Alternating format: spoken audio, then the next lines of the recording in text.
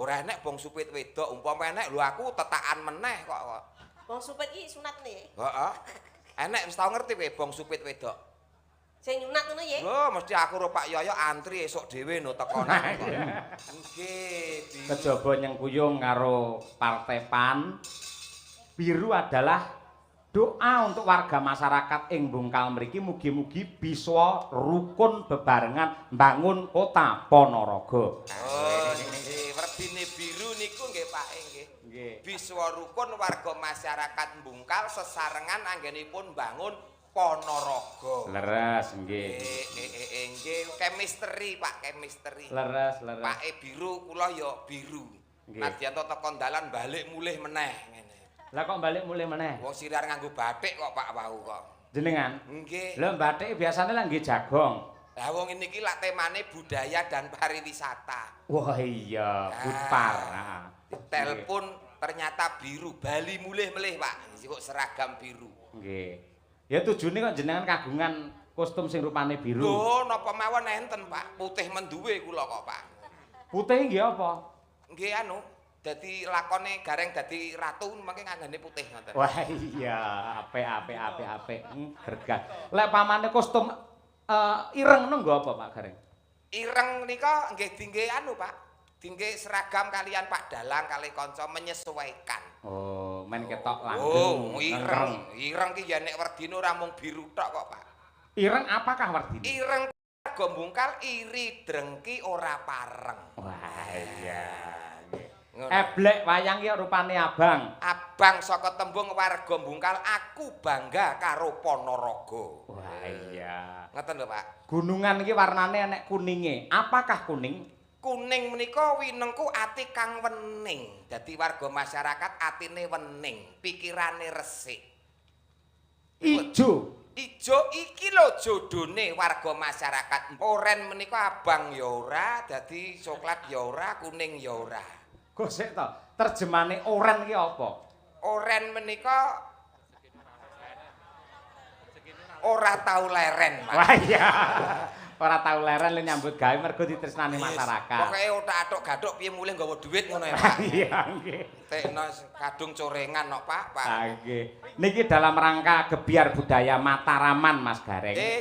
Ingkang dipun tindakaken dening keluarga besar Dinas Budaya dan Pariwisata Provinsi Jawa Timur kalian DPRD Provinsi Jawa Timur. Leres. Nika ingkang dipun pandegani kalian pepunden kula Bapak Dr. Suli Daim saking PAN kala wau. Ngoten, ingkang sampun sambutan kala wau nggih. Leres nggih. Nggih, nderek mangayu bagya lekasipun menika Disbudpar Dinas Budaya dan Pariwisata ingkang dipun sengkuyung sepenuhnya oleh DPRD Provinsi anggenipun gelar budaya wayang wonten ing Desa Bungkal, Kecamatan Bungkal, Ponorogo mriki, Pak. Nggih. Mugi saged berkelanjutan. Amin ya untuk masyarakatnya. Nggih. Kenapa kok desa kene iki diwenehi tenger Bungkal? Mulai iki. Bungkal lho pancen desane jenenge niku kok, Pak. Loh, Gareng yen nang ngendi-ngendi biasane selalu menerjemahkan, menjabarkan. Upamane Ponorogo apa ki para wargane do sayo rukun. No ki nata negara supaya becik. Lah, Bungkal. Iki lho resikone nek nderekke dalang cerdas ki ngene iki lho. Lah sampeyan yo cerdas kok ya. Tenan iki iso koplak tenan iki nek orang iso ngikuti. Bungkal. Heeh. Niki dionceki ngoten, Pak. Nggih no. Ya sak iso-iso ya, Pak. Nggih. Sak iso-iso mergo ora persiapan kok langsung didadak ten panggung kok, Pak. Iya, Kak. Pancen yo kudu serba cepat, tepat dan akurat. Oh, nggih. Ya sak iso-iso. Bungkal miturut keperluan dalu niki. Betul. Bismillahirrahmanirrahim. Hurufe napa, Pak? B U N G K A L. Leres. B Bungkal gitu. B-ne bersama-sama Dinas Budaya dan Pariwisata sing diembani utawa diestoni dening DPRD Jawa Timur, Provinsi Jawa Timur nggelar acara wayang untuk masyarakat. Tepuk tangan, spontan yang bagus ini. Pinter tenan iki. Luar biasa. Niki pun nanya kemeringet lho, Pak, niki, Pak. Yang kedua U. U menika tujuanipun, Pak. Nggih.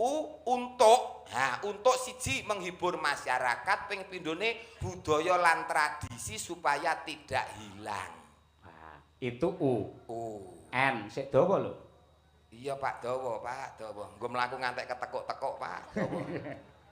N N nilai luhur yang ada dalam pakeliran wayang sebagai contoh untuk kehidupan berumah tangga dan masyarakat ana ing bungkal mriki. luar biasa. Men saya semangat para penonton. Tepuk tangan to Pak Gareng elok iki.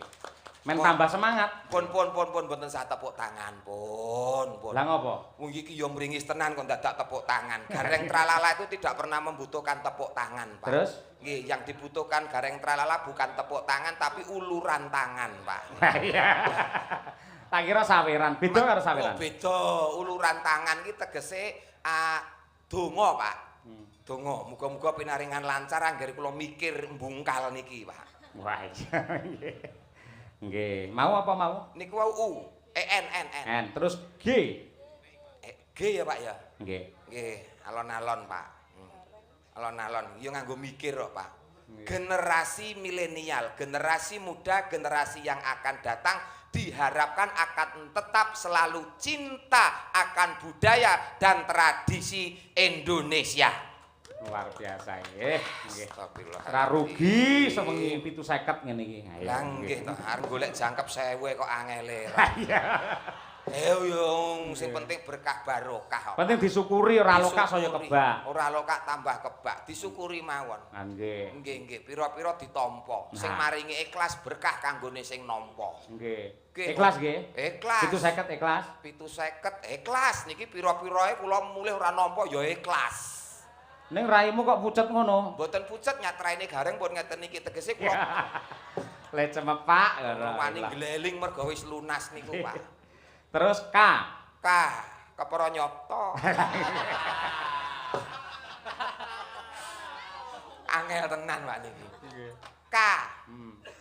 K kebudayaan dan pariwisata sinergi untuk bersama-sama menghibur dan memberikan edukasi terhadap masyarakatnya melalui pentas wayang kulit. Wah, elah nggih.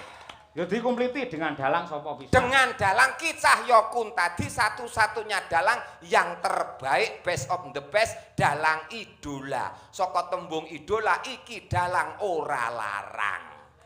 Iya.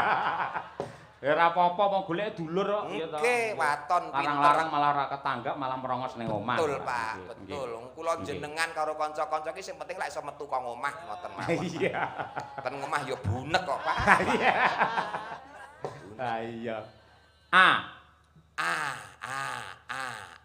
Mbok kula diwangi to, Pak? Yo ora, engko tugase dhewe-dhewe. Oh iya. Aku wis sewengi lho kulo bakal mikire. Akan menjadi barometer tolok ukur di Provinsi Jawa Timur untuk provinsi-provinsi yang lain, budaya dan pariwisata sing selalu ngrembaka. Tepuk tangan untuk Jawa Timur. Iya.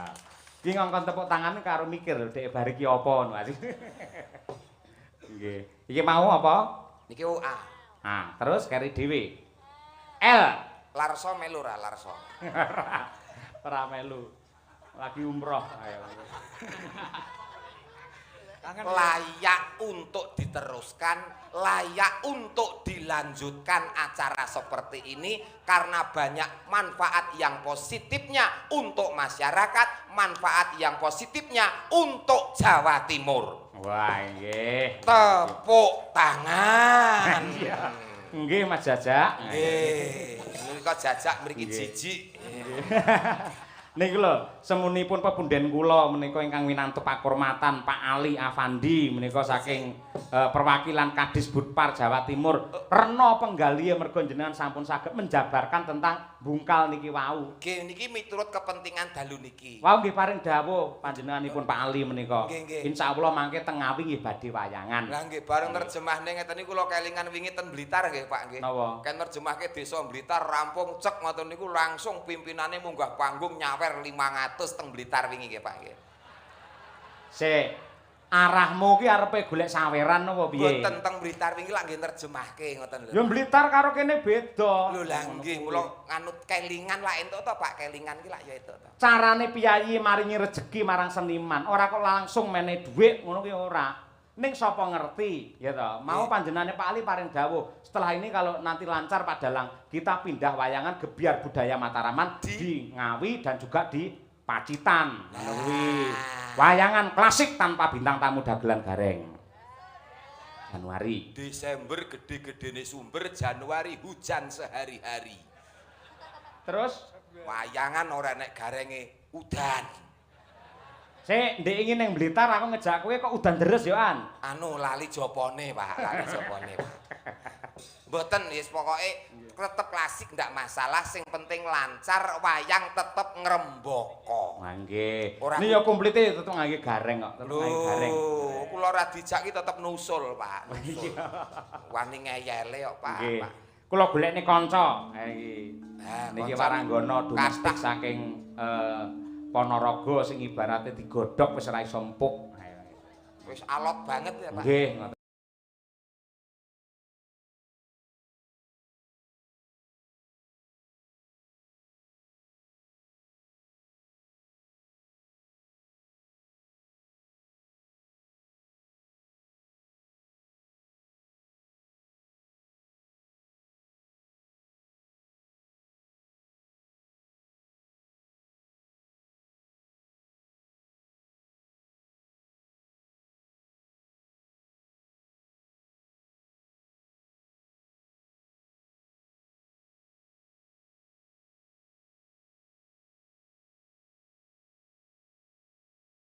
Pras ketemu jenengan. Terus? Biasane ra beda karo gurit. Nggih. Kowe karo aku waleh, aku karo kowe saya nek tenan. Awan lusi, sore lusi, wengi lusi. Wis nek tenan, Pak. Kula niku nek entuk wong model kaya ngene iki tenan, Pak. Wis ora beda, Pak. Ora beda pripun? Sing nang omah ya padha iki mekroke, Pak, pun. Piyayi Putri yen lemu iki tandane tentrem atine mergo diayomi karo sing kakung. Urung karuan dablek ya iso kok ngono kuwi kok. Ning wong wadon nyun sewu lho Pak Dalang. Monggo Mbak Lucy. Wong lanange kudu bersyukur duwe garwa lemu tur gedhi. Mergo wong lemu kuwi siap siaga. Arep kok mbok tinggal sampe ra tau ning omah to. Gendengmu bocor sapa sembenakne ra bojomu, ya ta? Bojomu rambok ingoni 2 minggu kowe sampean ra duwe dhuwit ya panggah lemu. Bojo ngenyek bojo lemu bojomu gedine sak cakro sing colong wonge kok. Lho, Aku yang gumun Mas nyuwun. Masa to? Ngoten niku kula tangleti tanpa berdosa. Riyen niku suami tenan niki paling setia. Jadi laki-laki yang sangat tanggung jawab, duit bayarannya 10 juta, Dik. 20 juta. Bro. Kabeh sing nampa telepon iki bojone. Wah, 2 kula niki. Sing garwane riyen niku. Gedhe nih. Mari ngono, keri dhewe kene kok tolo tanggapan malih dhewe aku ngono. Terus tak tekoni, "Dik, lah bojomu ning ndi?" Tak sedekahne aku ngono.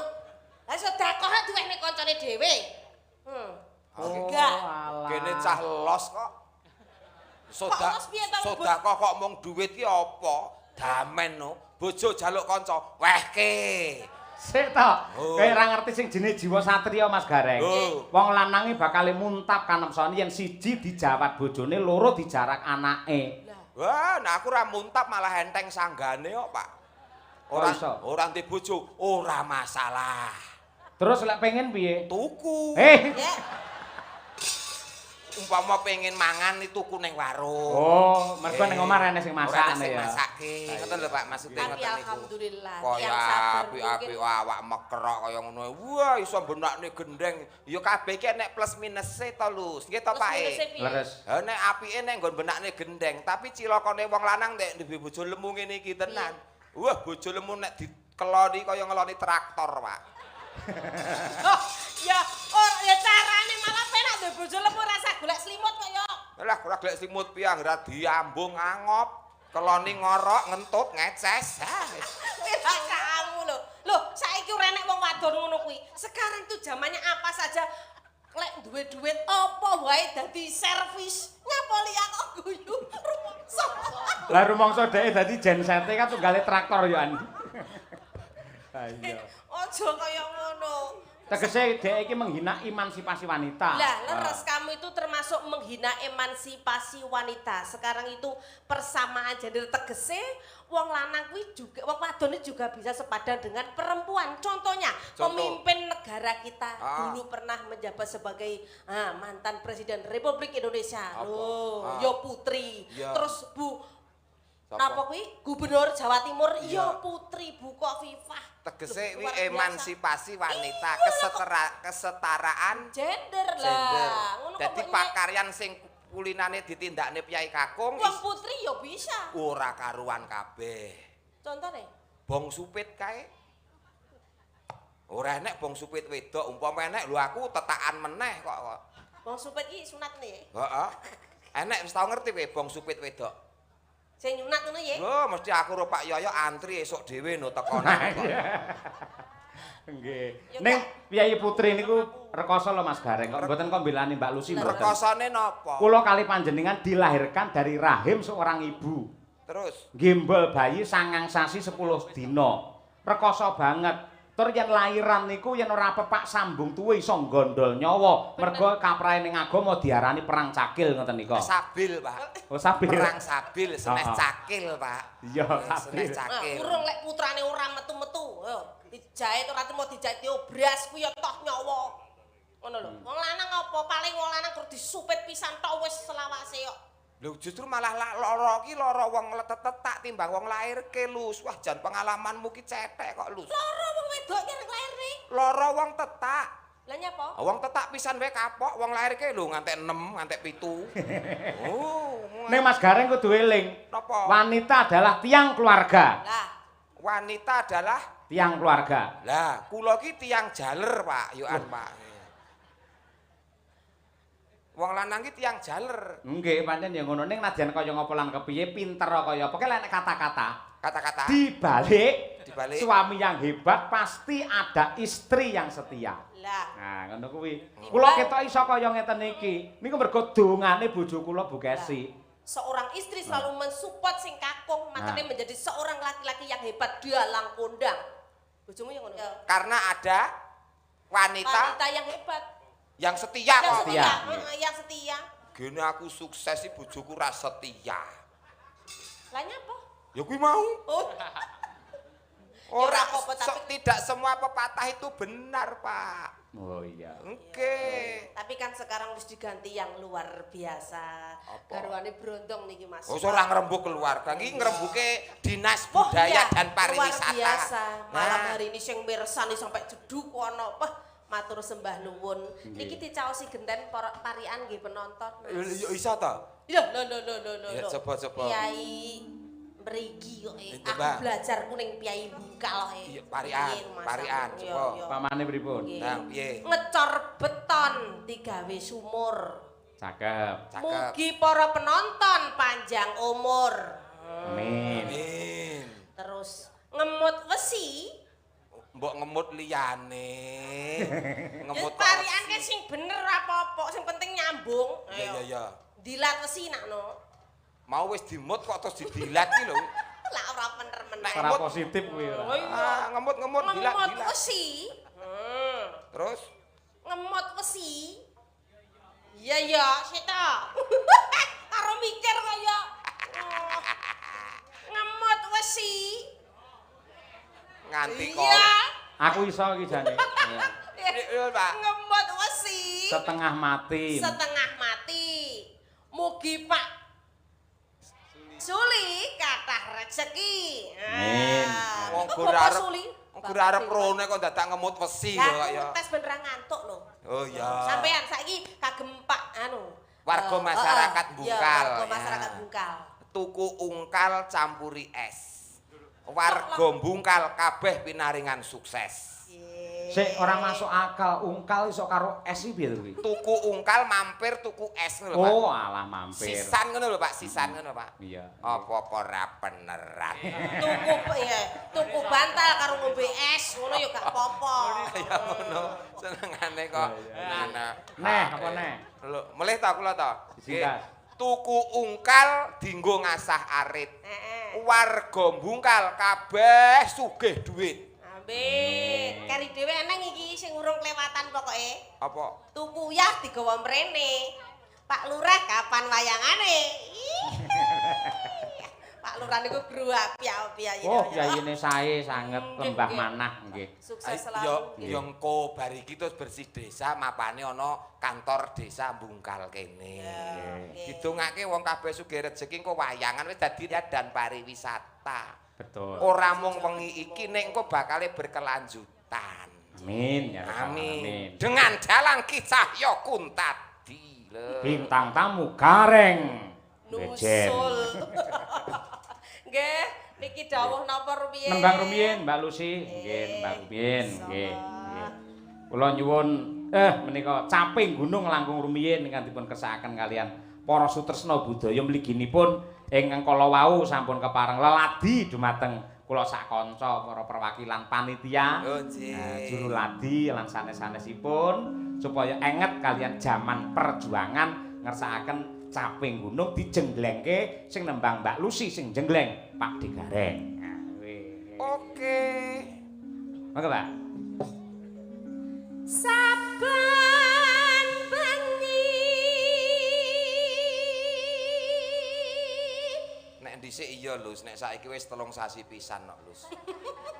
kok iso Apa? ngomong payune. Ya nek dhisik isik saben bengi, Pak. Nek saiki wis tuwek iki 3 sasi pisan ora mesti, Pak.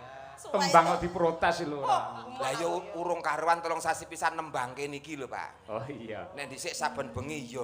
Pak Lurah kok langsung gujeng ya karo Pak Dewan. Batine ngene, ya trah iya.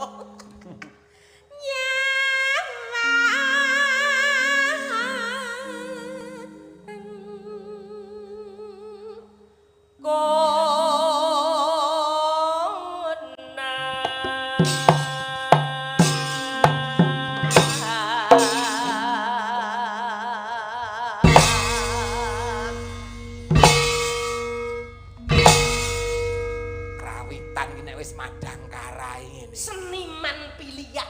Jos. Jos. Kompak. Slogane sempak teles. Aja purno lho. Kompak. Hebat. Kompak. Dangger kowe jengglek apa mumbul? Mesti dijengglek. Lho buktine ora enek kok pengrawit aras-arasen mongko pendak dina Pak Yoyo ki wayangan. Nek tetep kompak. Iki pengrawit ngene iki sing perlu diundhake kesejahteraane ngene iki. Angkat minta. Lho, lah iya ngene. Sarjana seni. Dereng.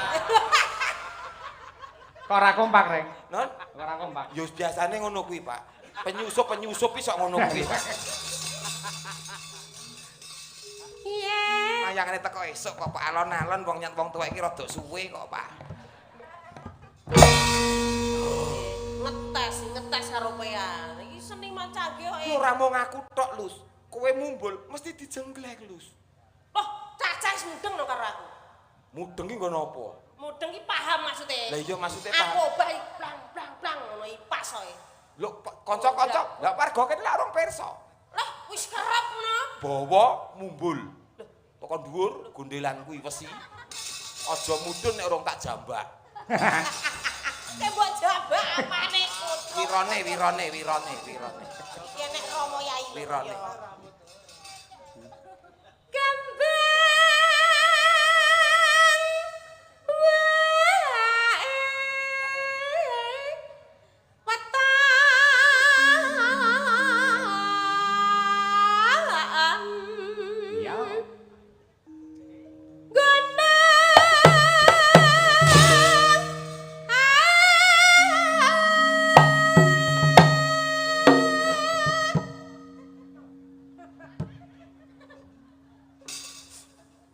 Persis kayak sapian teletong, persis. Ancang-ancang dhisik. Ngono lho, mene kode ngetong mbok pangan kuwi letong. Letong. Wong kreasine dhewe-dhewe ya, Mbak ya. Oh Iki iya. lho. Guna.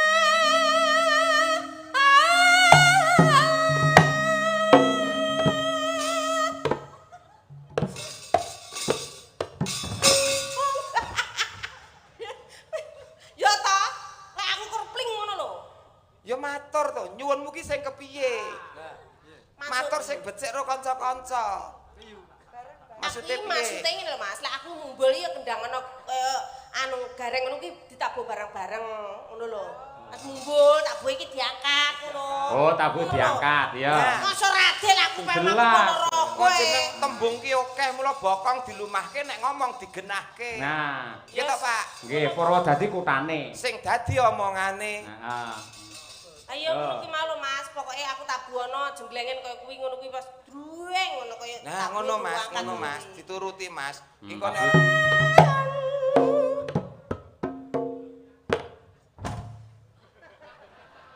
gak ngono kuwi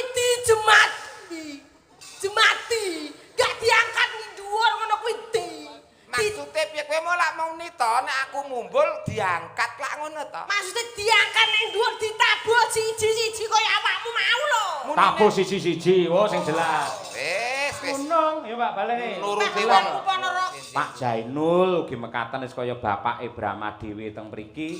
Ugi Pak Nasrul lan sedaya kemawon Bu Maryam ingkang nyatanipun ya karo mblowentah santri ning ya tetep tresna kalih budaya. Ya, ngoten niku. Luar biasa. Boten kata lupen ugi dumateng penggemar setia ki Cahya Kutati wonten channel YouTube kathah sanget ingkang rawuh dalu niki. Wah inggih. Tulis salam. Nggih. Kleben menika dipun tenggani kalian anak kula lanang Mas Nanda menika mahasiswa isi Surakarta. Jurusan pedalangan sing sok ngasta wonten mriki Mbak Lucy, Mas Nanda niku. Oh, ngaten. cik. Di percaya. Nggih. Mas Nanda ndi? Ondele. Oh, nggih. Oh niku nggih. Wis tau dijak. Blas. Nggih, siap kathah mriki dalang muda luar biasa. Nggih, leres. Yang pernah meraih beberapa prestasi juga. Alhamdulillah. Kan tegese wayang ora bakal punah mergo tuwuh generasi dan generasi lebih baik terus. Nggih. Menika wonten nawala saking pepunden kula Bapak Haji Suli Daim MM, Wakil Ketua Komisi E, Wakil Ketua Fraksi Wijaya Kusuma. Nah, nggih. Wijaya Kusuma. Nggih. Tapi tak golekne kanca Mbak Lucy. Oh, nggih, kita ayo wah, iki lho. Iki sing anyar iki coba. Ayo, nggih. Ngene iki lho, duwe bojo sing ngene iki lho, Rek. Ngene iki lho. Iki musuhe sumber kencana. Ayo, Mira. Oh, Mira. Wah, jan ya. Bojo ngene iki. Cublak suweng men jumeneng. Yo Mbak Mira, dados. Dalu. Nggih, sugeng dalu Mbak Mira. Wah, Mas Gareng Mbak Lucy. Nggih, Pak. Niki lare niki nalika isih cilik. Alitanipun. Nggih, nate asring tumut kula teng wilayah Nganjuk niki lah bocah Nganjuk. Oh, Nduk Mira daleme Nganjuk. Nggih. Oh, Nganjuk ya, Nduk. Nggih. Karo guyangan ngendi, Nduk? Sing kok takoke langsung kuwi lho. Kuwi nek nyegat bis kan teng mriko, Pak. Walah. Nek Nyegat ngetem bis mawon nggih. nyegat bis ora nyegat apa-apa. Walah. Menawi kalih guyangan niku mboten tepi-tepi sanget, ning mboten celak-celak sanget. Kirang langkung nggih setunggal jam. Oh, ya lumayan ado, lumayan ado. Pian kok apa ning kono? Pian pas nemoni aku kae to, ning kono kae to. Iya, nah kowe tutup no kok. Iki cedhaki to Cahayu ki. Ning omah ki gedhi ngene iki dadi cedak cek-cek. Mau ngene iki malah nyengkake umur kowe kocruk. Ya ora to, iki mumpung kesempatan di atas panggung ngono Ya lho. kesempatan di atas panggung ngene iki nek terbawa hati bahaya resikone gede. Iso ngentekke banjar pekarangan kowe iki. Mbak Lucy, Piye? kula kinten mboten wantun kok menawi terbawa hati kalih kula. Amargi niki anjenengan angsal salam saking Pak Puntono. Menika marang sepuh kula, nggih. Menawi jenengan macem-macem kalih kula, jenengan mengke lewat pundi lah. Mengke digasak. Mantune Mas Puntono, Nggih. jliteng kakangku kae. Kok ya jliteng ngono lho. Ireng Ya kakangku. pancen iya sih. Nggih, Oh. mboten mungkin wonten anu Mbak niki Ning ora apa-apa, macem-macem. Nduk. Mergo ning dhuwur panggung kudu los. Lek ora kuwi. Oh lho, Kesempatan, mantune kesempatan. Puntono to? Nggih. Pak Puntono. Wah, mantu ya. Ya ora apa-apa. Iya, iya. Gak apa-apa. Masa Aja ngono ngisin. anu arep macem-macem. Mantu Iya, ae. iya. Wong wis sare wong wis. Iya, kok sik alon-alon Iki wong. di atas panggung los plat kuning kabeh. Kasar kowe iki alon-alon wae to. Piye to? Lucy. Dhuwur panggung ora apa-apa. Ora disongkokke kok mau. Hah? Ora disongkokke kok maju dhewe. Lho, Inisiatif. wong cedhak iki tak kon jomong ning ngono kok. Anu daleme ngendi Nganjuk. Nggih, asli. Mongko Pak Puntono ki Sukoharjo. Nggih. Oh, saiki tinggale ning Nganjuk. Lho, ya teng Sukoharjo. Oh, lah teng mriko, Pak. Boyong nang Sukoharjo. Boyong teng mriko. Riyen kula nderek Pak Cahyo niku tasih tasih umbelen kula. Oh, alah Mira sing dempet tak cewoki kae to. Wis gedhe saiki. Lah kan pamriyen jenengan niku jane nggih napa nggih? Mbah. Nggih to, mbah kula jane. Nggih to? Kan riyen sing ngomong kula. Leluwur. Lah nggih to. Wah, jak jebul iki bocah sing dempet kula cewoki nek adus tak dusi nika niki to, Pak. Nggih. Sombong saiki. Kok iso? Kok saged? Cewek saiki cewek dhewe ora ngakon aku kok. Lah wis gedhe kok. Harus mandiring pribadi kok. Piye Mbak. piye sampean umpama duwe Lho lah ya sing beda to koyo umpamane gantuk aku iki nono. Umpama mlaku lah ya beda to. Ceritane lah beda. Aku Piye, mlaku piye? terus Pak Cahyo kun tadi tanglet. Iya. Ya ampun Mbak Mira. Nggih Pak Cahyo. Mindanipun tukon pinten. Ya ngalah kok sia-sia menda. Ditekon niki aku ora Mirane. Lah piye? Lho ngene sing ditakon niki aku to, Pak. Lho. Lho Pak De Gareng. Pak Cahyo Nggih badhe teng pundi? ngeterke Dik Mira nderekke Pak Cahyo kun tadi. Oh ngaten. Nek umpama aku bojomu, Ya. Lho Pak De Gareng. Pun. Badhe teng pundi? Ngawin kejaran. sia-sia. Ora gelem tak kawin dhewe. Iki meneh contoh sing ora apik. Kok bojo tuwa dijaran-jarake. Bojo tuwa iki kanca berjuang. Aku karo kowe iki omah-omah duwe jaran, wayah ngawinke mula aku karo kowe mlaku golek jaran sing gelem ngawinke jarane dhewe ngono lho. Lah aku kok tuntut muni jaran kok. Ya berarti Takon. aku jarane. Lho kowe jaran apa udu? Utuh. Udu ra entuk nesu. Lah kok gandeng kok. Wong jarane dhewe sing nang omah kok. Truk. Ya sing adil. Ya adil.